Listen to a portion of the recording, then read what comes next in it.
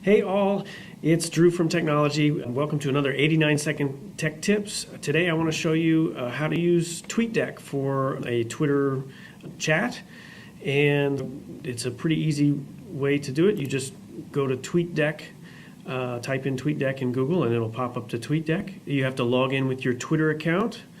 And one thing that's useful for chats that happen pretty quickly, there's a lot of tweets happening all at once. You can put two columns up in TweetDeck by adding a second column with the same search for the hashtag, and that way you can stay current on one of them as it scrolls through quickly and scroll down the chat on the other one, finding tweets that you can actually read a little bit more easily. These Twitter chats happen, there's a bunch of them happening all the time. The California Ed Chat one that I just showed you happens on Sundays at 8 p.m.